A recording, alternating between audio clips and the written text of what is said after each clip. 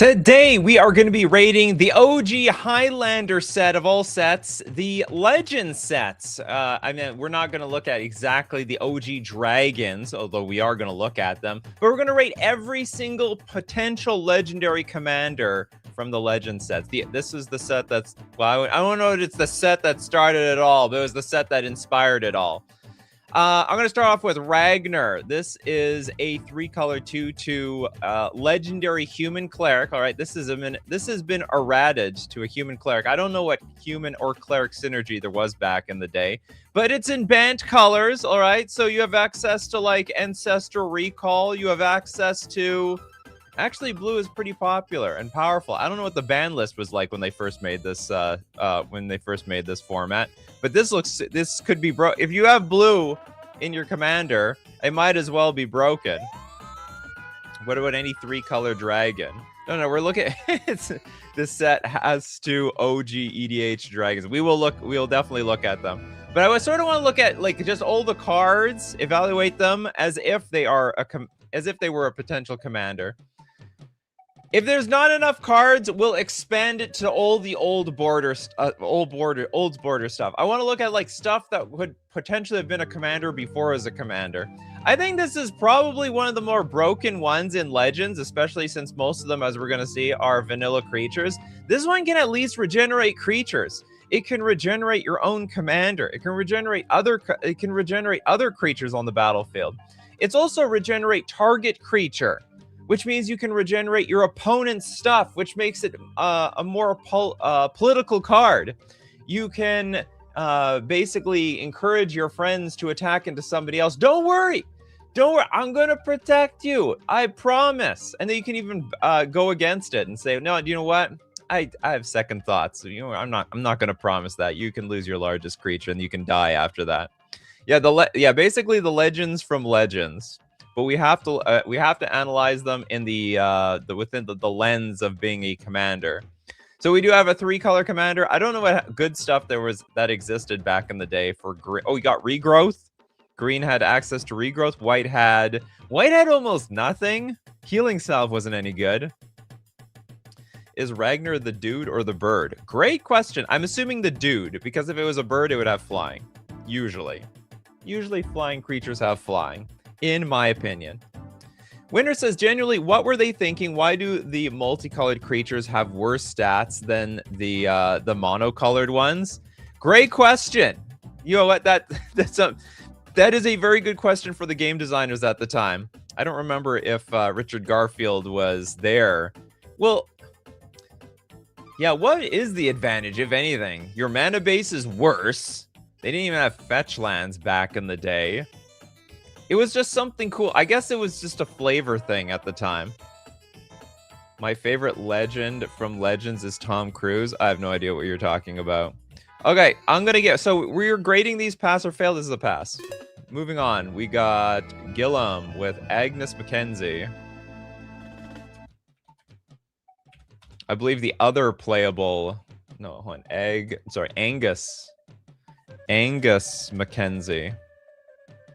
Angus Mackenzie is also from Legends. Also a 3-color commander, also in the banned colors. It's 2/2, and for 3 mana, tap, prevent all combat damage that would be dealt this turn. 3 mana repeatable fog. But with others that untap during other untap stats, pseudo infinite fogs, what would you use to untap this card? Twiddle? So like cards I know about back in the day, we got Twiddle. This was a beta card. This got first printed beta. Tap or untap target artifact, creature, or land. You could untap your Angus Mackenzie, I suppose. It would be a blowout in theory. Or is it? No, not really, because you can't make any profitable blocks. You can just basically waste. I mean, okay. You turn Twiddle into another fog. Effectively. Is this when damage was still on the stack? I don't know. I don't know when they invented that. I have only been playing from the year 2000, or maybe 1999, and damage on the stack existed back then. But back in 1994, I have not a damn clue. Mean Bruley, using old cards, was thinking things like Seedborn Muse.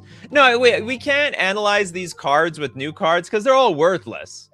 I mean, the show would be like Angus Mackenzie, maybe this this other card, Ragnar, and then the show would be over because they're all garbage. So we have to look at it within the scope of playing Commander back then. That sounds like a great alternative format. You know, just take the legacy banned list, ban all the stupid cards, and try to build a Commander deck with like the super OG Magic the Gathering cards. Just be a bunch of, I mean, not completely full of vanilla creatures, but a completely powered down version of Magic. Damage on the stack came from 6th edition. All right, we don't even have damage on the stack yet. So you block. It's so funny. So we're going. So really, we went back to the original rules, I assume, where we just, you know, the damage is done instantly. Mean Bruley says, as a player that started around 2021 to 2022, seeing how old Magic functioned has been a journey. Oh yeah, it's basically pre-modern Commander. It was before the damage was on the stack. This has to be one of the best Commanders back in the day. You have access to 3 colors. You have a very powerful effect that's very relevant. So this definitely gets a pass. That sounds like a format that both would be super low power and super expensive. I don't think so. Like, what would be the most expensive cards? Assuming we use the like legacy ban list. Black Lotus is banned. The Moxen are banned. Time Walk's banned. All that stuff is banned. Has anyone tried pre-modern Commander? I don't think so. You know, I get the sense that like 60 card players want to play with the old cards. Commander players want to play with new cards. So like it's like two ideas running against each other for the most part. Older reserve list stuff. There's some reserve list stuff that you might want to play with, like Null Rod. I don't know if it would be the most expensive thing though.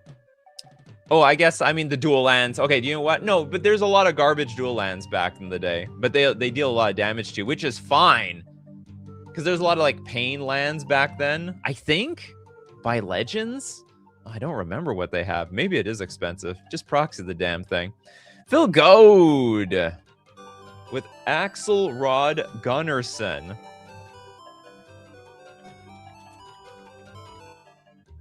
Axelrod Gunnarsson is, what is this? 8 mana for a 5/5. It's got Trample. Now, we're in the Rakdos colors. Whenever a creature dealt damage by Axelrod Gunnarsson this turn is put into a graveyard, you gain 1 life, and Axelrod Gunnarsson deals 1 damage to target player. That looks amazing! That actually looks really good. You could make like a pretty cool, like a Rakdos aggro deck out of this thing. And the card is pretty aggro itself. The only problem with this card being 8 mana, but you know what? You know what? We got the tools. You still have access to like Soul Ring. You still have access to like Mana Vault. We can make it work. We can make it happen. Painlands are from Ice Age. Do they have no other dual lands from Legends and earlier? I can't remember. Maybe not. Like, you know, the dual lands were so fresh that basically, you know, if you needed a dual land, just play the dual lands. There wasn't necessary to play any other lands. Rakdos Voltron. You don't see that every day. 7 mana. This is 8 mana. 8 mana 5/5 is legit stats back in the day. This actually looks good. So you have, it's Juzam Djinn.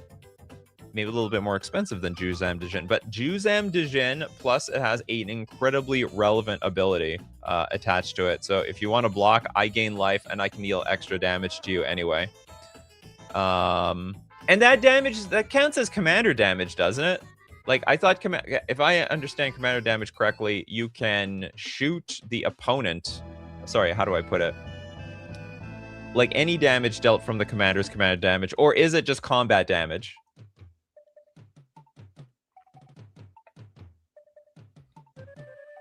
8 mana 5/5. Magic as Garfield intended. I can't remember if Garfield worked on this set.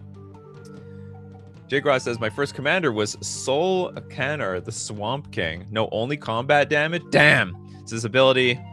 It's still a fine ability. It's not as nearly as good as I wanted it to be. There was no commander damage back then. Well, we're gonna assume there is commander damage. Combat damage only causes 3 hits of Elder Dragon equal to the 21 commander damage. Ping legends would be busted if so. Really? Would they really be that busted? Are there ping legends that can deal like 7 damage at a time? Like seriously. Most pings are like 1 to 3 damage. Big deal. It's like 3 unblockable damage. Whatever. Okay, Axelrod Gunnarsson also gonna get a pass. Probably is worth playing back then. Next, Christopher B with Chromium, the Birth of Blue Eyes. Chromium. All right, we have basically an Elder Dragon Highlander in a way. An actual Elder Dragon. Okay, black, black, blue, blue, white, white, and 2 generic for a 7/7 flying with Rampage 2. Rampage, whenever this creature becomes blocked, it gets +2/+2 until end of turn for each creature blocking it beyond the first. At the beginning of your upkeep, sacrifice Chromium unless you pay 3. I'll have to admit, I mean, if you paid the original 8 mana, that 3 mana is probably nothing. It's like you can afford it. It's not really all that expensive. Get the legends printing on screen. Oh, the OG. Yeah, let's get the OG. We need the OG. Got to get that old feel to it. Pay the 3 mana or at your upkeep, or your Chromium or Chromium is buried. Okay, so flying Rampage 2. When this creature becomes blocked, it gets +2/+2 until end of turn for each creature blocking it beyond the first. It only gets bigger if you blocked by multiple creatures. It's super terrible. Reading the mechanic explains the mechanic. Now I understand why like Rampage doesn't see play anymore. Or like, why would you bring it back? How do you even... Okay, next question.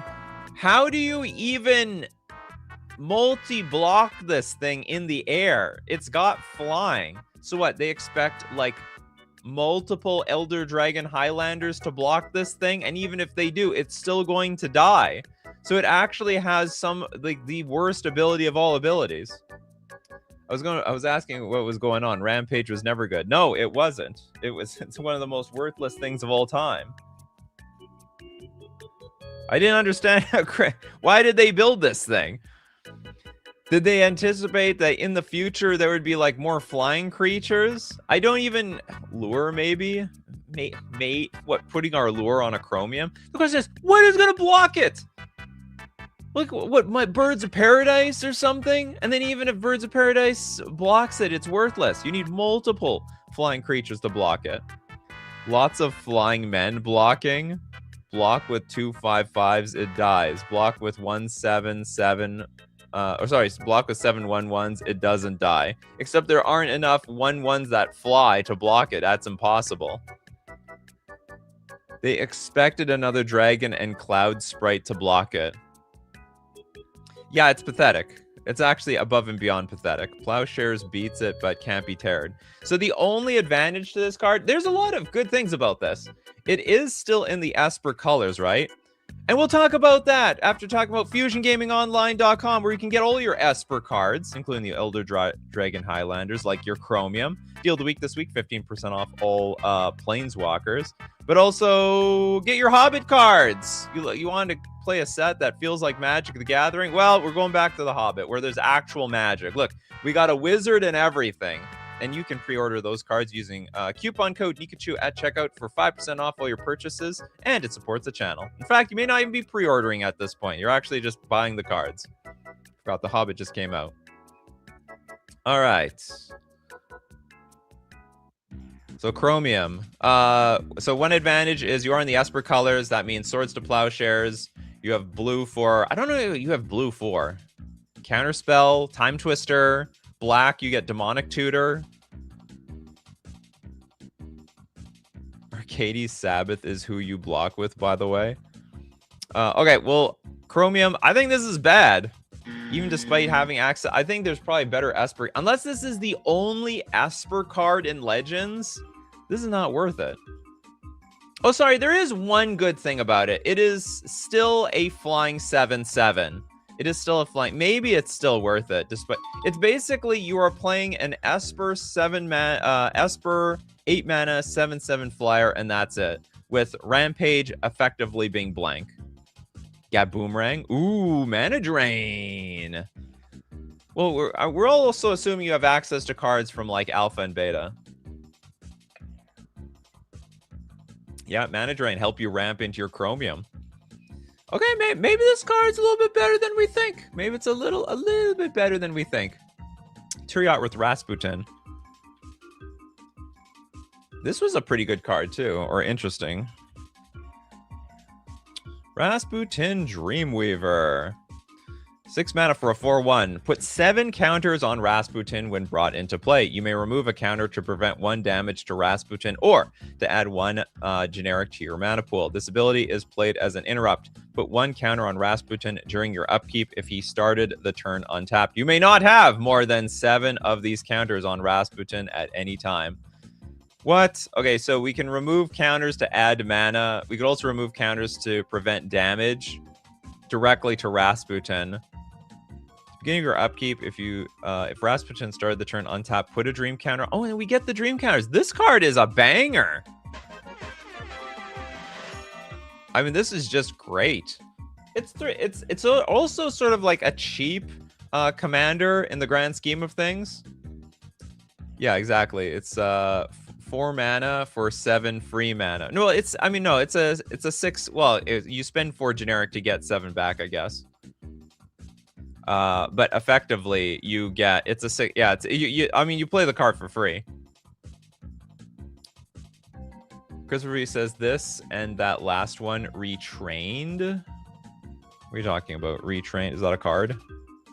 No such a thing.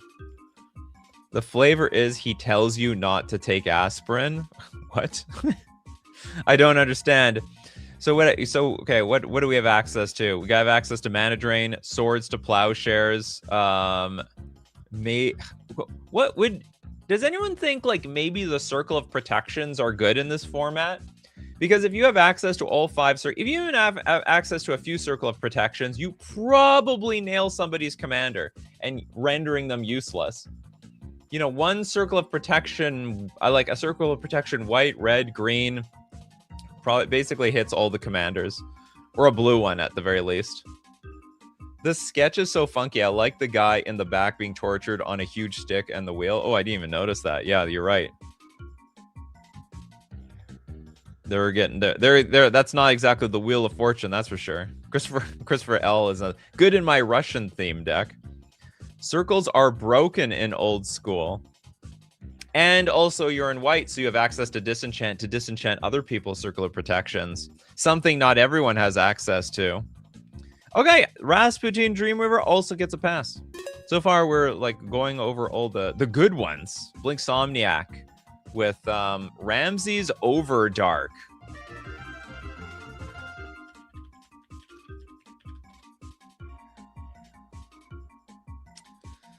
We have, for 6 mana, a 4/3, tap destroy target enchanted creature. This is a very interesting question. What incentive is there back in the day to enchant creatures? How useful is this ability going to be?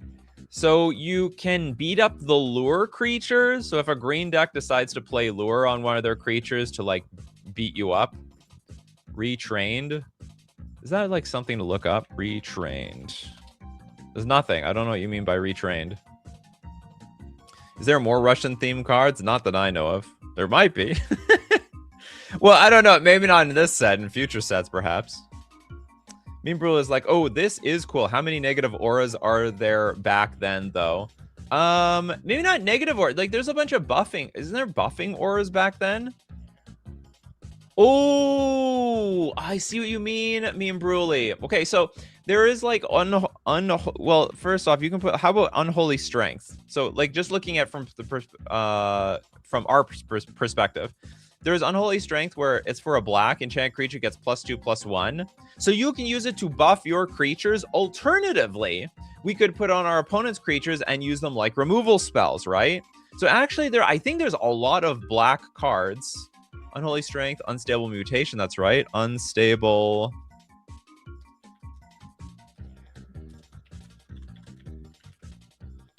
Mutation. This came from Arabian Nights. Target creature gets +3/+3. Each round, put a -1/-1 counter on the creature during its controller's upkeep. These counters remain even if this enchantment is removed before the creature dies. Oh, it's going to die, all right. To Ramses Overdark. I like how you guys are thinking.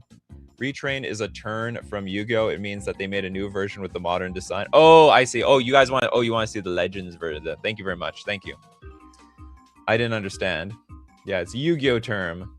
Let's get the OG. Wait, was Narcomancy in Legends?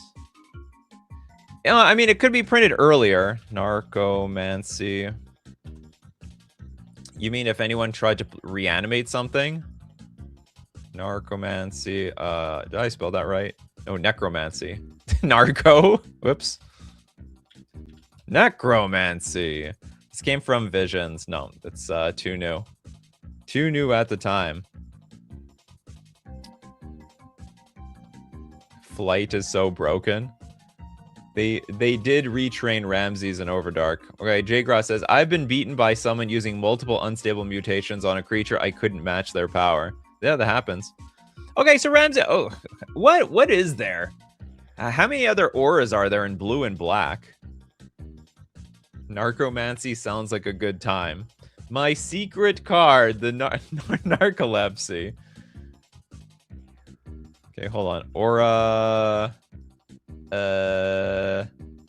blue, black, at most of these colors. What oh no, but I need it from way back in the day. Legal in like set Legends. Well, there seems to be a lot of stuff actually. Look at this. Okay, we can use the anti-magic aura. All enchant creature. All enchantments on target creature are destroyed. We have backfire. For each point of damage done to you from target creature, backfire deals 1 damage. 1 point of damage to target creature's controller.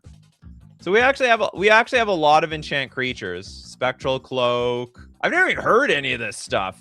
What is Gaseous Form? Damage done to target creature by creatures it blocks, or that block it is reduced to 0. Creatures deal no damage during turn. This card does not meet Magic standards. The Imprison. Pay 1 each time target creature attempts to attack, block, or tap. Puppet Master. Oh, Tackle Maggot.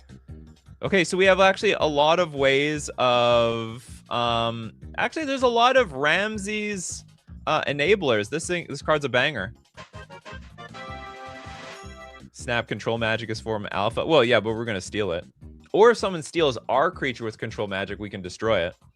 This card's bad. This card's pretty awesome. I think I would play. Maybe I would play Ramses Overdark. You know what you could also do? You could also play like Chromium and then put Ramses Overdark in your deck. Possibly. And you can always like Demonic Tutor the damn thing out. Well, no, Crusade wasn't an aura. I looked up only auras. I think auras were more powerful before instant/stack streamlined from 6th edition. I think auras always suck. They're always pretty damn bad. The only reason auras are good in this case is because Ramsey can destroy the creature. Yeah, stop someone from using Animate Dead. Anti-Animate Dead tech. And Gabrielle Angelfire. Anyway, I think the discussion we have is really good. The last card definitely was a pass. Gabrielle, however, is a 7-mana 4/4 angel. At the beginning of your upkeep, choose Flying, First Strike, Trample, or Rampage 3, which we have already recognized. Rampage is pretty bad. Gabrielle Angelfire gains that ability until your next upkeep. Is that good enough?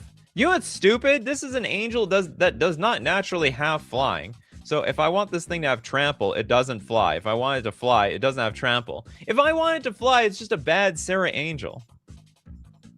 Too much for what it does. I know. This is a grossly overcosted Sarah Angel. And the Rampage 3 is... Well, Rampage 3... If I don't want my opponent to block... Like, here's the thing. Let's say my opponent has a bunch of 1/1s. I choose Rampage 3. If I don't want them to block, I'll just fly. Rampage 3, again, not showing its value. I think this is our first fail. We got Maracuya Mal says, my friend is coming to visit my country and I am not in the MTG sphere, but I played it once and it was pretty fun. Now I just have to figure out how to make a deck just to spend more time with her. Excellent, excellent idea, Mara. And by the way, Magic doesn't have to be expensive if you just stick to all the cheap cards. Or you just print them off of your computer. Yeah, so much worse than Exalted Angel. It's borderline worthless. Okay, it's not worthless, but like... you're paying a lot more mana just to have access to green in the commander colors. Christopher B says, in my mind, if the game were remade, an aura has to be attacked as itself. If what it enchants leaves, including on the stack, it puts itself on the bottom. I have no idea what you're talking about. Magic is free when you use your friend's card. It's also free when you use theirs. They're happy to share. Benjamin Berkey with Ayesha Tanaka. Wow, they brought Ayesha Tanaka back after a very long break. Ayesha Tanaka is a 4 mana 2/2 with banding and Azorius colors. Now I'm going to explain banding. Tap. Artifact effects which require an activation cost is countered unless its controller spends white. This ability is played as an interrupt. What would that do? And that, can it counter? Okay, it says mana abilities can't be targeted. Okay, banding is strong. Don't get me wrong, banding is strong, but it's a 2/2 creature facing a bunch of other big legendary creatures. I don't know if she's nearly as powerful. She can counter Mox. No, she can't actually. That's what I thought at first. Counter target activated ability from an artifact source unless that ability controller pays a white, but mana abilities can't be targeted. You know, mana abilities are a very special activated ability. They defy logic. They defy the laws of physics within this game. Mike says, I'm kind of late. Have you done the original 5 Elder Dragons? We actually haven't. It's just, so if anyone wants to know, we have not done the Elder Dragons. Mara also says, it's kind of expensive because we don't have a lot of shops that sell boosters or solo cards. But yes, I play my free games using her deck, of course, and got very lucky with the Reptile Assassin. Reptile Assassin is good. Okay, I'm going to have to make a judgment call. I don't think this card is very good. I'm going to say this is a fail. I can't think of any relevant activated abilities from artifacts that would need to get countered. And the opponent won't have access to white. I think, look, what, just Time? I think Time Vault maybe, but Time Vault might be banned if we play this thing. Would Time Vault be legal around now? Like, the only way you can combo with it is like with Twiddle, I think. Or you're just playing Time Vault for the sake of playing Time Vault. Yeah, we done 1 chromium. We're 1 chromium down. 1 chromium down, menu to go. Okay, I'm gonna say Ayesha is a fail. Phil Goad with Stang. I can't remember. Is this? Yeah, I remember. What do you mean Stang? None of these. Oh, this is a legend. Holy crap! They brought this guy back. I just got some whiplash here. Was this guy so good from Legends, he was worth reprinting on the list? I had no idea this was an old card. You can't even recognize him, he's so old. But I'll tell you what you can recognize. Renting with Mana Traders. The ability to play any deck, any format you want on Magic Online. Pay 1 monthly subscription. Have access to every single card in Magic's inventory. Don't commit yourself to one deck. Play any and every deck, every format, when you rent with Mana Traders. Use coupon code Nikachu_AOY for 40% cash back on your 3rd month subscription.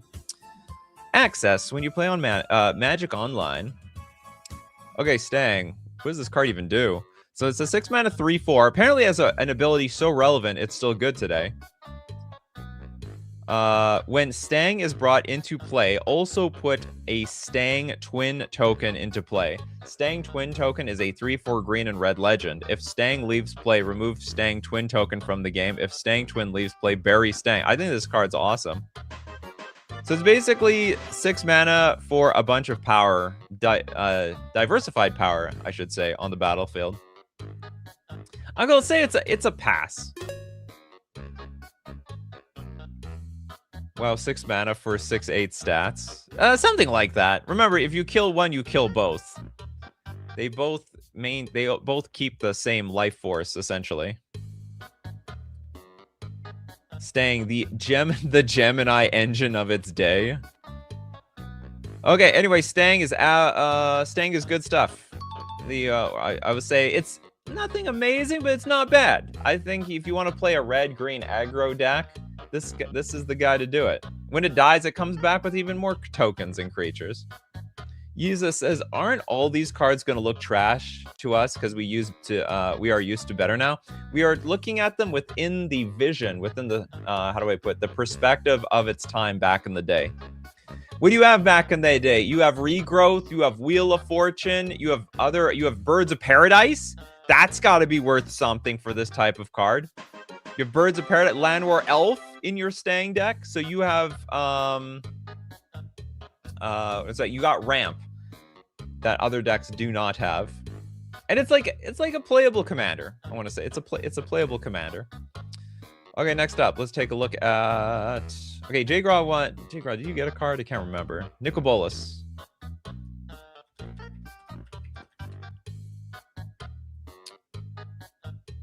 I don't know if Nicol Bolas is good.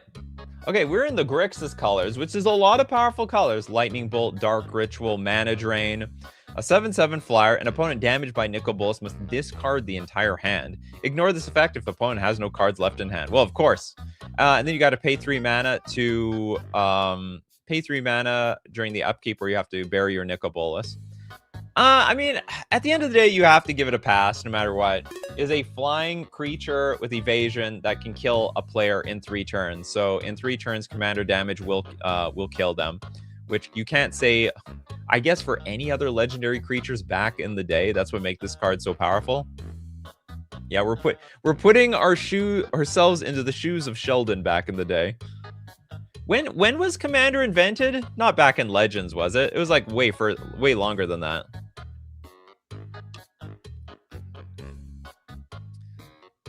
No opponent put your physical hand into your graveyard. Christopher B says, "Gods, I want to know the story of the OG version as depicted as depicted in the art." Yeah, like what became of Nicol Bolas? He seems like such a humble person back in the day. Not the evil tyrant that he now is as of, or like back in the day. Today he's like this evil god that's trying to take over the universe. Back in the day he just liked to read. He read some books. I guess he read so much he went crazy. Commander was invented to have a reason to play Nicol Bolas. It's like, what if we make a format where Nicol Bolas is actually good?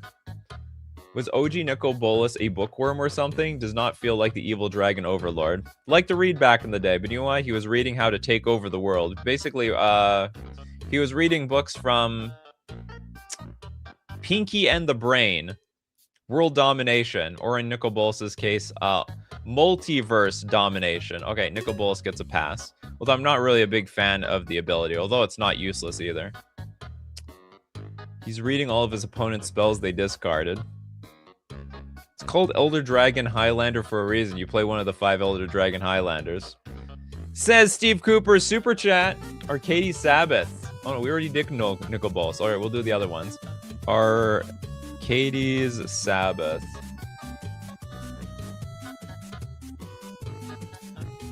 Okay, this is 8 mana for a 7/7 flyer. So again, it's also gonna get an easy pass for just being one of the easier cards to win with commander damage.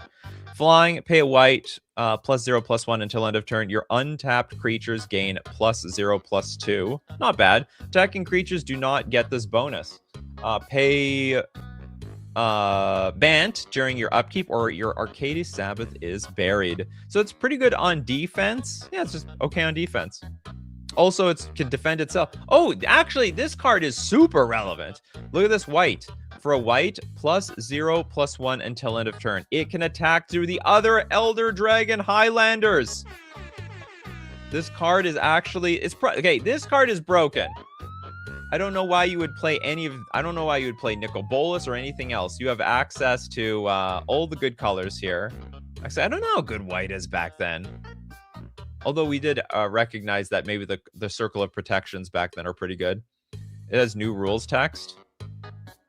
What's the difference? Each untapped creature you control gets +0/+2 as long as it's not attacking, and for a white Arceus Sabbath gets +0/+1 until end of turn. It's basically the same thing. Green has, green has easy ramp, fixed colors. Okay, yeah, you got Llanowar Elves, you have Birds of Paradise. We have Mana Drain still. I don't know how useful Mana Drain is here because you only get 2 generic out of it, but it's good enough. Reminder, these cards were based on Dungeons and Dragons characters of the designers way back. That's the Bolas I want to know of. Interesting. So Bolas has even deeper lore than we even originally imagined. Only Magic expanded his lore, turned him into an evil overlord. Okay, Arcady Sabbath, I think is our best. This is just above and beyond the best card that we've seen today. Arethusa says Rubinia Soulsinger was reprinted in Commander. Wow.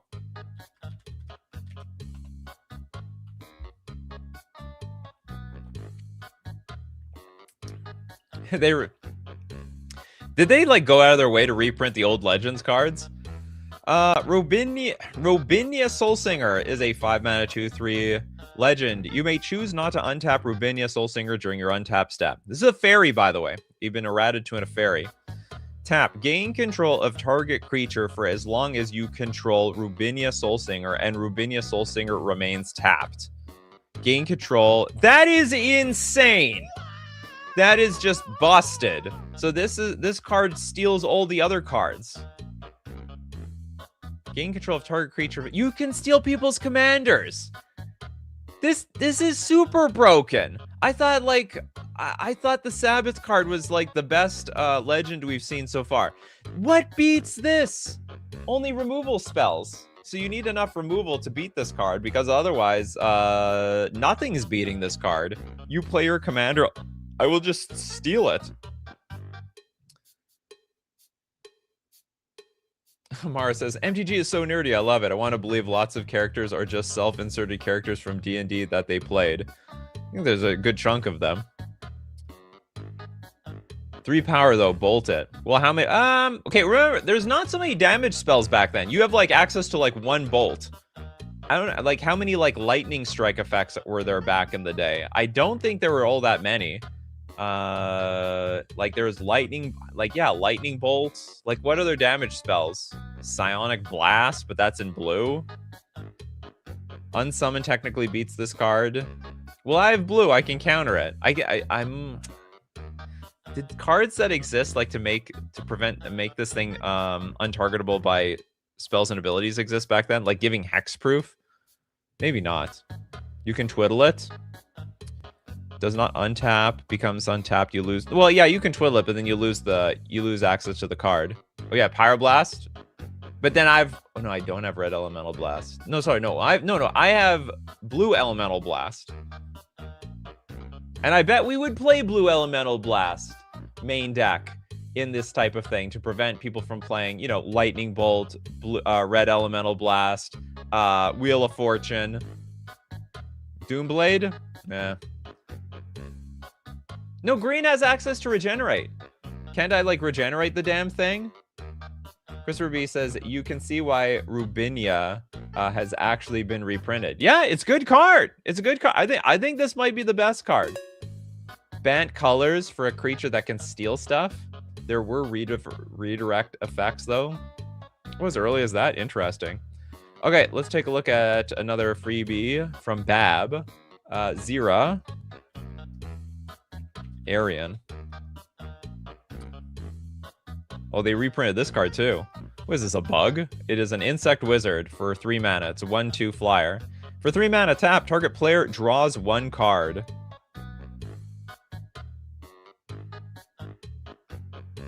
It's okay. You know what? I think a Jund-ish control deck might want this card. You get to draw 2 cards per turn. Yeah, it's not bad. That's not bad. I think I think I can give that a pass too. Drawing an extra card every single turn, especially back then. like card draw just sucked. I mean, you basically have Time Twister, you have Wheel of Fortune, and then there's this giant void of very bad card advantage. It's just a ton of just garbage. So having such a cheap commander that can draw cards reliably every single turn actually looks supremely busted. On a color that doesn't do direct draw for no cost. It's very weird. Oh yeah, JM Day Tome on a creature. Yeah, effectively. Yeah, probably everyone has to play that tome as well. For red, black, green, draw effects are rare. It still is rare. Excuse me, Demonic Tutor existed as well. No, that's a tutor card though, not card draw. Not card advantage, that's for sure. Okay, yeah, I can give this card a pass easily. Bell with Aiden. Aiden Oakshield. Also a Jund card. Aiden Oakshield's a 1/2 legend, and also for 3 mana tap, select one creature from your graveyard and place it into your hand. No way! That also is just amazing. What is with these cards? I think these cards are better. Now, it's not a proactive strategy, but it is a pretty good reactive strategy. As people are picking away at your stuff on the battlefield, you can basically bring them back. So I doubt they needed the card draw. I think you still need the card draw. Card draw is still good. Card advantage is still card advantage. Card's a card. I would also say this is a pass. Not worthless. I would say this is on the lower end though, because it's not proactive. Like something bad maybe I'm gonna change my mind on this one. The reason is something bad needs to happen for this card to be good. Like, were there any mill effect? Like, were there any like mulch, grizzly salvage effects back then? Like, was there any cards that helped build your graveyard that you could then get the cards back with Aiden Oakenshield? I don't know if there were so many like self-mill effects back then. That seemed like something that they invented much later on. Too bad you need to cast them again. I mean, sure, but like think of this card in limited. This card would be a bomb, right? I don't know if Survival of the Fittest existed yet. I don't think Survival existed yet. Okay, Aiden Oakshield. You know what? I'm gonna change my mind. More awkward, more clunky. Not nearly as good as the other ones. Okay, Steve Cooper Super Chat. Let's take a look at Palladia Moors.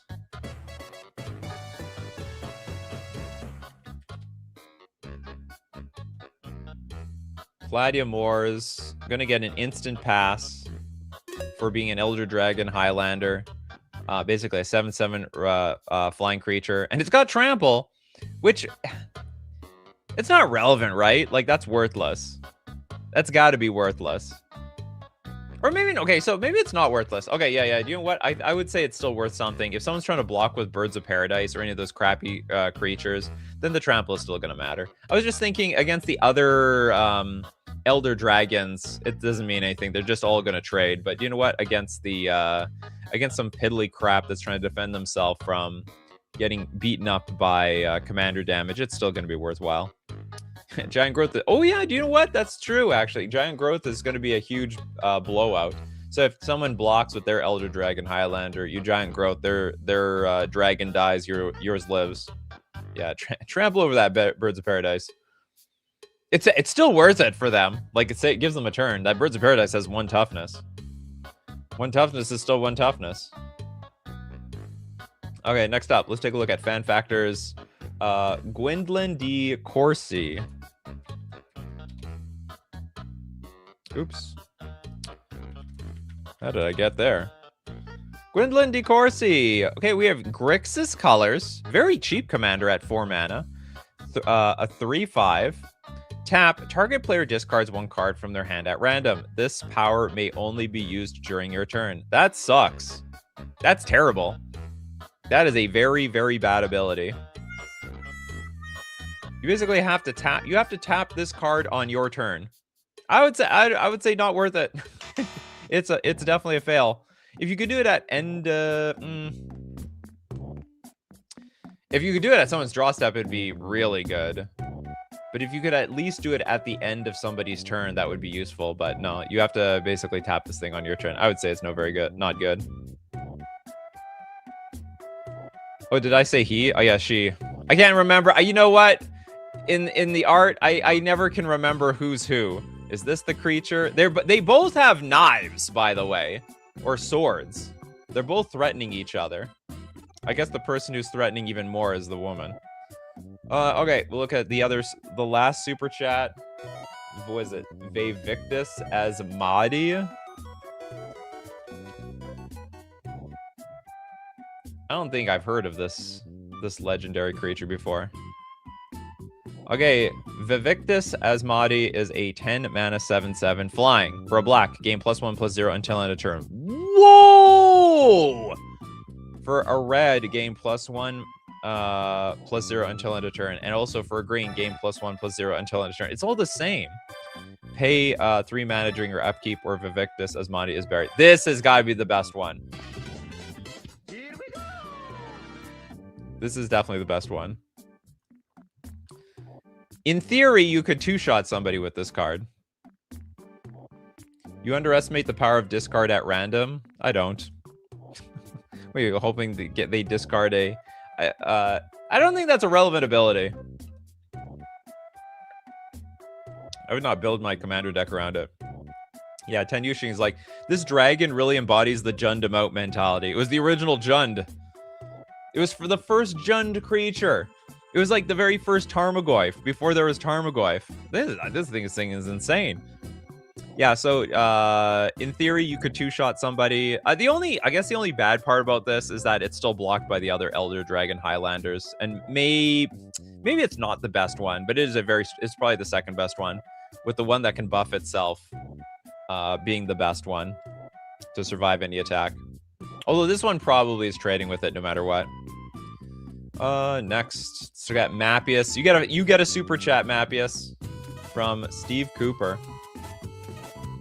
Hazazon Tamer.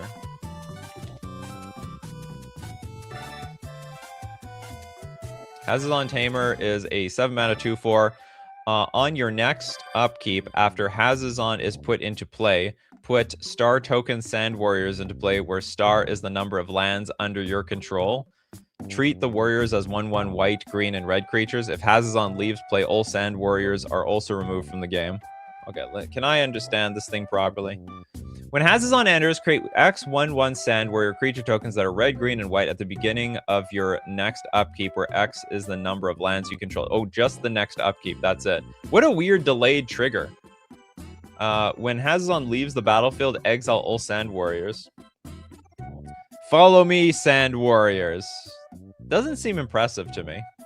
I give this a fail. Where X is the number of lands you control at the time. It does get better as time goes on. Or maybe this is good. Like back then, how big of a board is there? And then if you have like a bunch of lands in play, maybe this card is actually really powerful. Star token. Well, no, you're just getting X. It's like you're getting X. It's like their version of X. You put X tokens in play. See you later, little dead fly. Bryce, we did Agus Mackenzie already. Sorry about that. This guy's great. Love the books. It's kind of funny. Maybe Hazazon is very good. It could be very good. Because as the game goes really long, and probably it will go long, you just keep making more 1/1 creatures that can either block or attack the opponent. You know what? I have to give it a pass. White is a blink color, so you could token spam every turn. What blink was there back in the day? Micum. Was there any blink? Was blink invented back in Legends? Anna, honorable mention. Oh, you're gonna get a super chat from Steve Cooper as well. Piru the Volatile.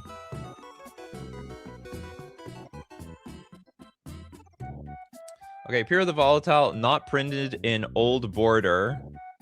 Huh? But is one of the original 11 Elder Dragons from the lore at the time. Only the 5 that were used in Highlander got a card. Oh, this was a card? Well, it came from a super chat, so I'll allow it. Flying Lifelink at the beginning of your upkeep sack, unless you pay 3 mana. So they retroactively invented this card. When Piru dies, it deals 7 damage to each non-legendary creature. Oh my god, it's got lifelink. That's insane. Okay, that one definitely would be a pass. If they printed it in Legends. Are we imagining their playability back in the day? Absolutely. None of these cards are worth anything today.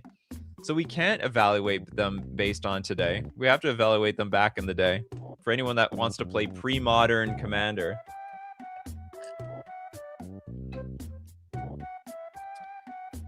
Yeah, the character was in the lore. I agree. There was a lot of lore back then. Christopher L. Tobias. Did we do this one? Oh, we didn't. Tobias Andrion. It is a simple vanilla creature. And that's why I'm going to say it's a fail. It's a 4/4 for 5 mana. Not good enough. Yo, dog, I heard you like life gain. I know.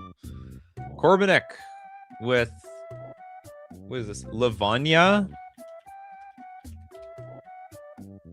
Salone? Okay, this is a 6 mana 4/4 first strike. A little bit better than the last card. And legendary Landwalk. What does that mean? This creature can't be blocked as long as defending player controls a legendary land. What were the legendary lands back then that were even worth playing? And it only came from Legends, right? So hold on. There's like land, legendary. And then we want to look at anything from legend. What the set? Where's the set? Set Legends. What could they even play? This is it. All right. Whoa. Okay. There is a few. Okay. There's some good ones. Oh my God. Crocus. I don't think Crocus was banned back then. Crocus, but good luck get this on board. Yeah, that's true. If Crocus exists, then we're all screwed. Tabernacle and Crocus surely would be banned. Well, not to Tabernacle. Tabernacle's not banned in Commander. Crocus would get banned. Did they ban any cards, or did they like rule 0 Crocus out? Because it looks like Crocus just completely invalidates the format Sheldon invented. Or did they just find that it was fine at the time? Tabernacle's fine. Pendlehaven is like an obvious include for any green deck. Like, why wouldn't they play that? What do we got here? We got the Hammerheim. Tap, add a red to your mana pool. Tap, remove all land walking ability from target creature until end of turn. Card that literally invalidates this card. This completely invalidates it. Okay. Teleria. What is it? Add a blue to your mana pool during your upkeep. Remove the banding or bans with other abilities. No one's playing this card. I mean, maybe it's free to play this card, so you'd play it anyway. Urborg, remove first strike ability or swamp walk ability from target creature until end of turn. For the most part, I think it's sort of free to play all these cards. Crocus probably gets banned. I don't think this card has a whole... Okay, so it's basically a 6 mana first striker that sometimes has Landwalk. I don't even think it's that good.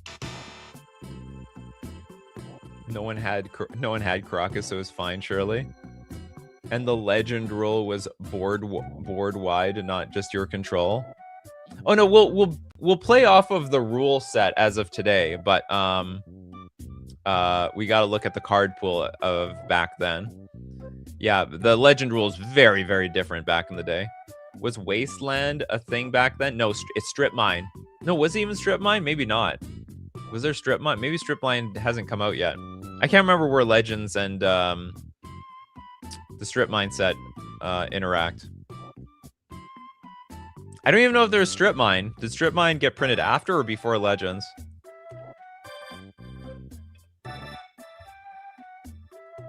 Dust Bowl. Dust Bowl was printed way later. Way later. Okay, let's take a look at another card. Who else has... You guys got cards. You've been waiting patiently. Throw all the super chats. Yeah, we're looking at this one. Did we run out of cards? There we go. Tan Yuxing. Thanks so much. With Tetsuo Umazawa. Stripmane came out in Antiquities, but I don't remember if Antiquities came out after or before. Oh, Strip Mine is in Antiquities right before Legends. Okay, that's fine.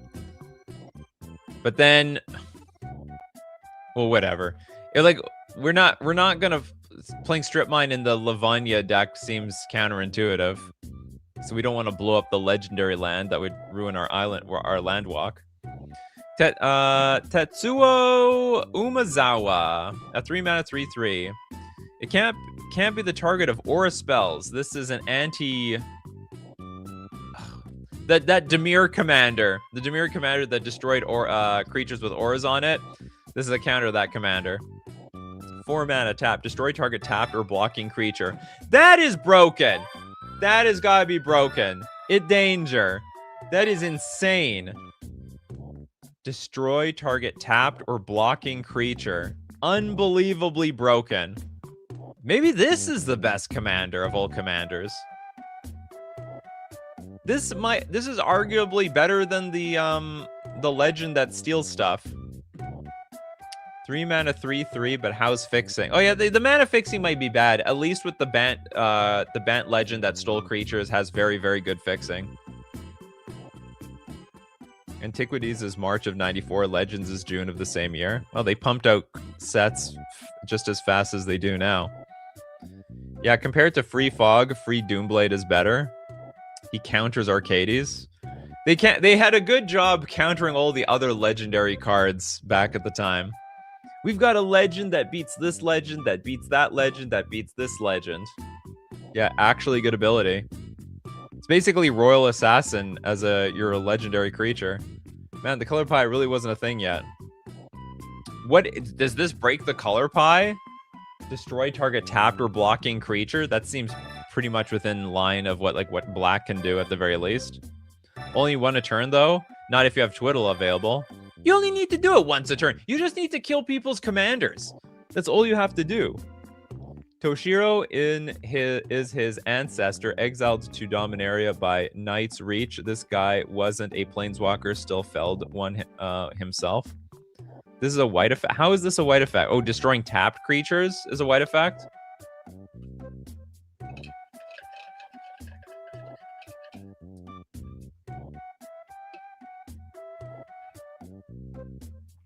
This existed before Hexproof and Blue. Why are you looking at only legends for the card pool available at the time? It wasn't a limited format.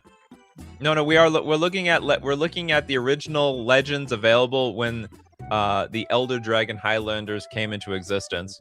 We're looking at Commander, assuming Commander starts in Legends.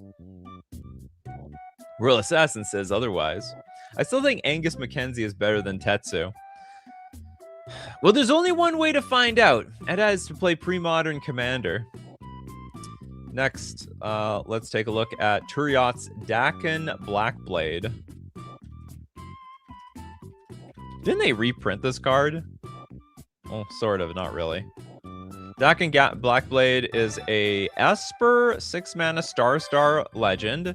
The stars below equal the number of lands you control. Not bad! Do you know what? I actually think this is good. You just have to give this thing flying and start sending it in. I mean, there might be, the more lands you play, the bigger this thing gets. And I think all the colors are pretty relevant. I wouldn't say it's the most broken commander because it's not very interactive, but it's like the super... Yeah, he is gigantic. It's the big, beefiest commander of all of them. How do you ramp with this color combination? I think the idea is just have card advantage and keep making your land drops. Yeah, Dakon Blackblade got reprinted as a Planeswalker. He got so big, eventually he found his spark. EDH did start in Legends. It just took a decade or so to get rebranded Commander and have the rules loosened. You mean they had tighter rules back then? It's like a 3-mana elf in The Hobbit. He's at least a 6/6 with a casting cost. No, not really. Because you could ramp him and play with a Dark Ritual. Everyone's going to be playing with Dark Ritual. So if you Dark Ritual him in play, you'll have like 4 lands in play. Yeah, Dark Ritual is Black Ramp. That was the OG ramp. I think the OG Dark Ritual is actually the best Dark Ritual art. I'm a big fan. Can't remember, is he missing in action? Could he come back? I don't remember. I believe the Power 9 wasn't even banned initially in the format. Oh my god! That's insane. Well, if that's true, then you have access to Time Walk, Ancestral Recall. I guess I get, you know, just like a lot of other people, Sheldon and the rest of them, they're like, we want to play with our banned cards. It's more fun to be playing with banned cards. Also, I guess the cards are not nearly as broken. We don't have like broken things to do with them. In the original Legends EDH, you could only use an Elder Dragon as commander. Basic lands were singleton, and the command zone wasn't invented yet. Really? Then how do they cast? Well, where did the card get cast from? Was it just in the deck, and you had to hope to draw it? Yeah, but the Power 9 wasn't that good yet. No, the Power 9 was always good. They broke it initially on day 1. Come on, what do you think the channel? How do you think they pull off Channel Fireball? Yep, you got to dig for your commander. Oh my god, that sucks. Oh, I guess it felt even more impactful if you drew your commander. Oh my god, I drew my commander. You have to draw your commander? That's terrible. I didn't know that. Yeah, I don't know the original rules to commander. With how slow games are back in the day, probably he can get pretty huge. We can assume all the current rule sets for all these cards. Okay, do we have any other legendary creatures from back then? I would give this card pass. Even though it has no abilities, it's the largest of all the commanders. Hopefully, ideally, not guaranteed, but ideally outclass all the other commanders. Tutors were way better back then. You know what? Now that I mention it, where's a commander that you have to pay an upkeep cost? Yeah, here's.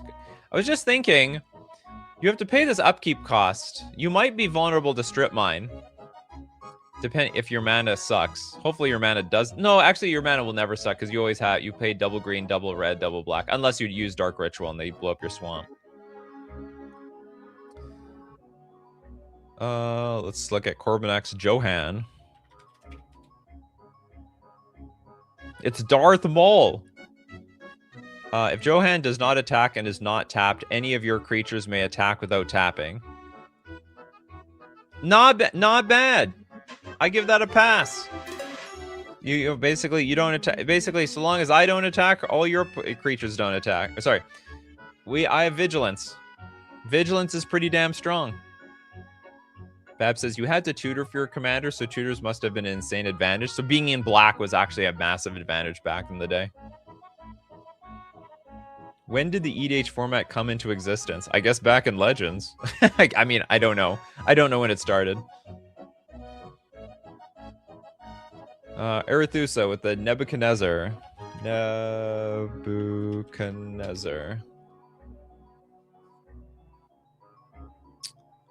Okay, what we got here? This is 5 mana for 3/3.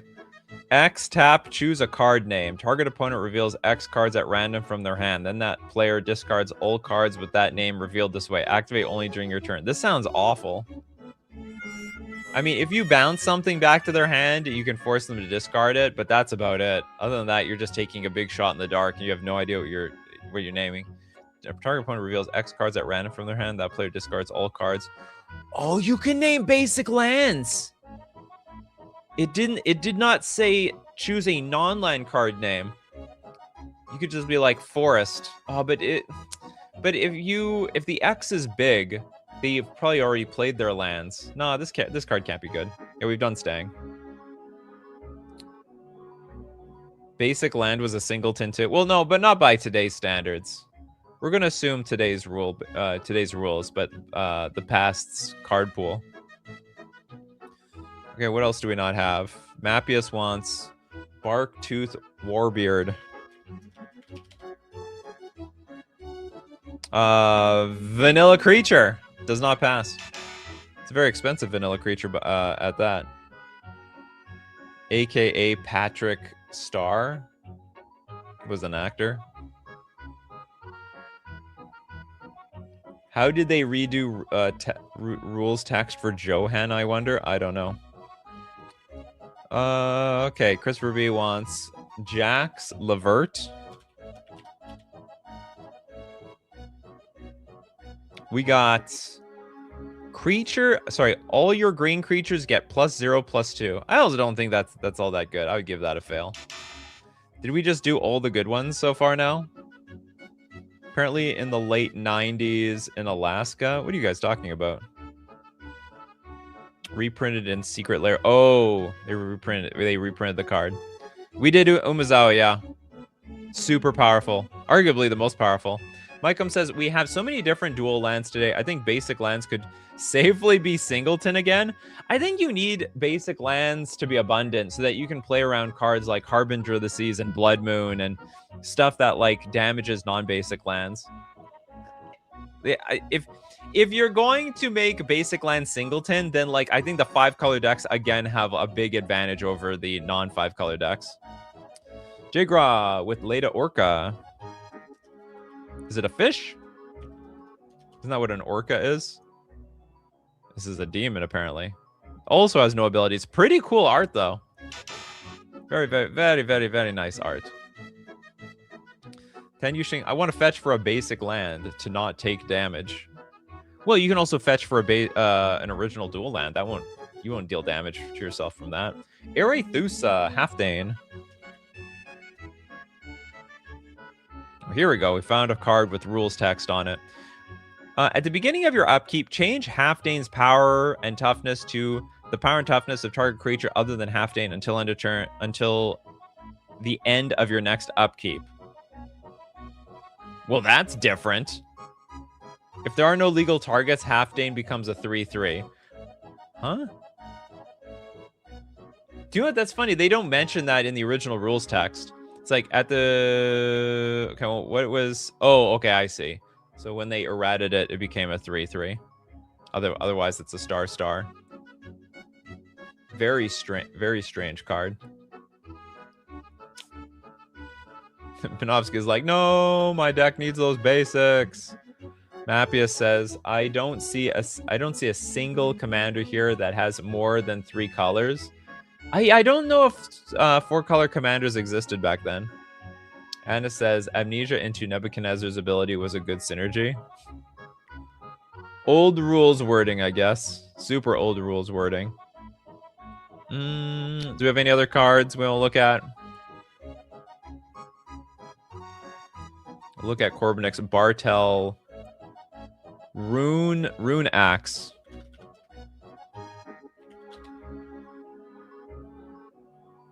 This is a 6-mana, 6/5. Bartel Rune Axe cannot be the target of enchanted creature spells.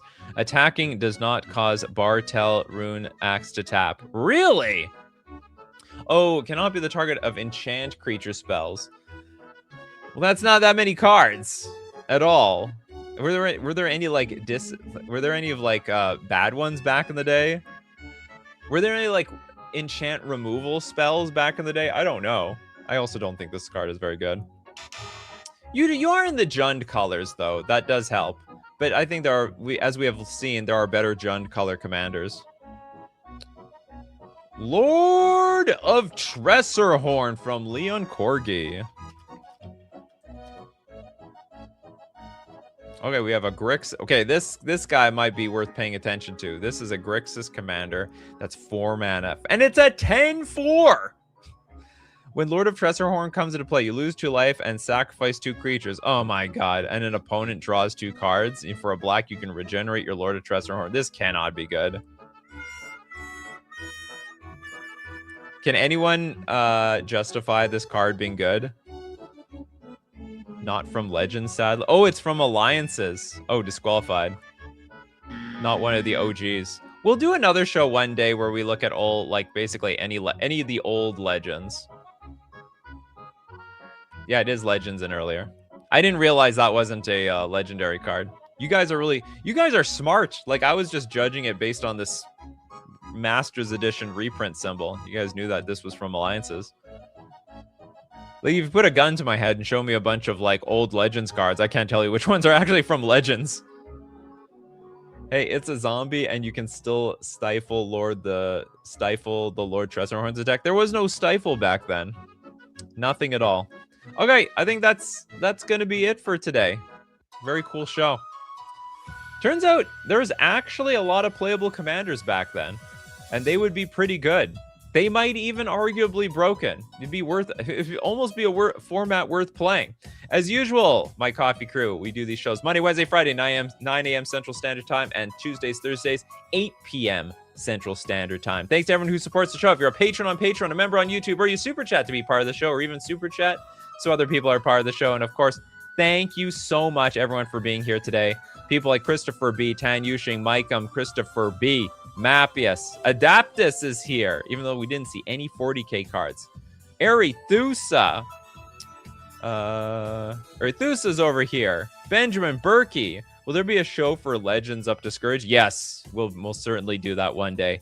So as usual, my coffee crew, keep brewing those coffees, and we're going to keep brewing up the magic. Take care of yourselves, and I will see you at the next cup.